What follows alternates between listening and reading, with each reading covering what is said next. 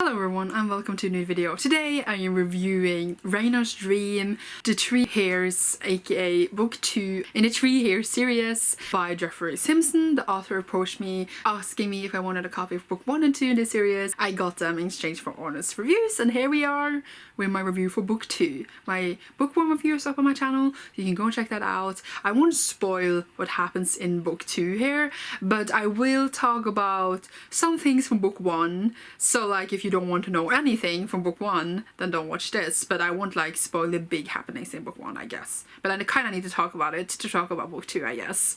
So yeah, Book 2 starts off where Book 1 ended, but it's 1 year later for some reason. It feels really strange because they skip 1 year, but the plot and everything that's happened picks up literally right after Book 1, but it is 1 year later. So the whole skipping in time thing, I guess, is to make the characters older, but it doesn't feel natural because like the plot literally picks up right after, so it feels like no time has passed, but the characters are 1 year older. Whatever, they are 15 now. Ethan is the leader of the three hares. I keep saying hares, it's hares, like in bunnies, rabbits, whatever. And they are still fighting Ezra, who is the leader of the Red Fox, their organization, and he has new plans. Not gonna spoil any plans, but there's different things going on. Liz has a really hard family life, especially after the conclusion of the first book that I'm not gonna say in detail, but like after the conclusion in the first book she has some struggles, and that is like one of the main stories in the second book. Also there is a new treasure hunt going on because these books are like treasure puzzle pieces, hunts, things. That's like the theme going on here. So it's this treasure Ezra really want, and they also are after, so like they want to take it away from him, obviously because he's the bad guy. And there was just this new plot where Ezra taking motion, taking over the town again after the first book, after his setback in the first book.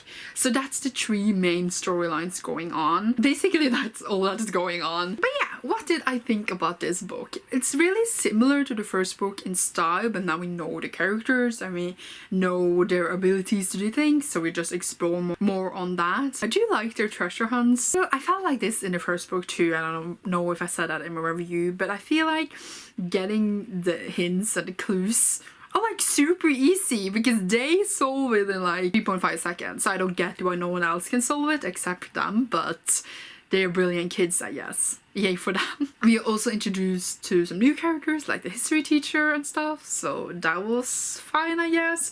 And so storylines are approached and then thrown out of the window like 2 seconds later after they happen, so that was a bit strange. Like at some point one of the characters are kidnapped, and then we're like, oh my god, they are in danger, and then literally like 3 pages later they're like, oh now I was fine all along. So I was just like, what was the point?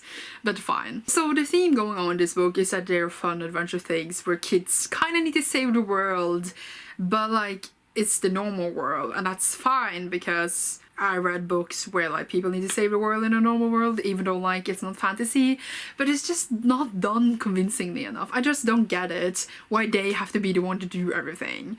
I get that Ethan is supposed to be special, I just don't understand what makes him special, because it's not supernatural abilities we're talking about here. It's just a 15-year-old boy who is just supposed to be special because he's special.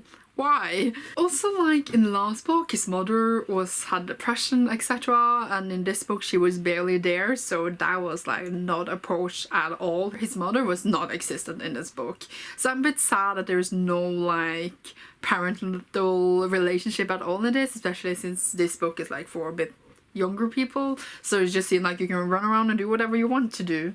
But if you just look upon the adventure and the whole like aspect of like being a kid, being able to save everyone, I can see what the author's trying to do, I can appreciate it, but it doesn't work for me. And even like I'm old, I enjoy kids saving the world so much. I want to be that kid that saved the world. I'm just not, because now I'm not a kid anymore, I'm old, and I can see the approach to these stories. They are so entertaining and fun for kids, but for me it just doesn't work because it just doesn't make sense in my head, and that ruins the experience. The writing is also just like not for me. The transitions between scenes are just not for me, but I can see the fun you could have with this. I just personally didn't have fun. But overall it's a solid sequel. Like, the story continues, nothing is like concluded or anything because it's a middle book, and I think it's going to be a 5 or 4 book series. So the first book introduced us to this whole thing, and this one I guess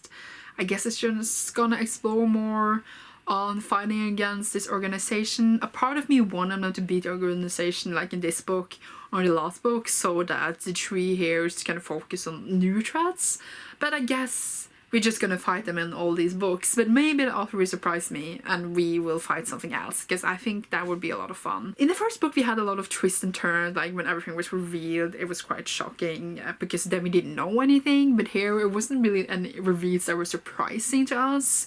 It just built upon what we already had. So since it's supposed to be like a mystery puzzle piece thing, I kind of wanted like more shocking things, or like more things we didn't already know coming to light, but nothing of that, at least. But yeah, Ethan and Jacob and Liz are solid leads we're following around. I still don't know how they look like, but I guess that's not important at all for kids to know. I mean, it kind of is being able to see yourself in stories, especially as a kid, but here I actually have no idea which kind of phrase or what they look like whatsoever are. That's great. I feel like I've seen very negative in this, but as I said, I can see the fun you could have with this story, but I, again, didn't have that much fun. And while I love kids saving the world, I wouldn't ask these kids to save it for me. I don't even know, but I like the friendship, I like the idea of it all, but it's just not convincing enough for me. So I would give this rating the same rating as I gave the first book, which was like 2.5 out of 5 stars. I would give this the same. I don't know if I will continue the series. I mean, I like to finish everything I start, but we'll see. I mean, it's a while until the next one is out, I guess. This came out on the 2nd of November, so it was just released, and I would recommend this series to like kids just wants to have fun and read about like puzzle adventure stories. It's great for that, but I wouldn't say for more. It's not more depth to it than that. And the same I would say about the first book, like they are connected. So I would just recommend other adventure fun stories for kids if I was going to, because I feel like while this is fun, you could have fun but also approach other things, I think, and I think that's important too. But yeah, I think that's it for this video. I don't really have that much more to say. I feel like I just expanded on what I said about the first book, so I don't know who actually watches these videos, but I'm sorry, and you will see me soon in a new video. Thank you so much for watching. Bye!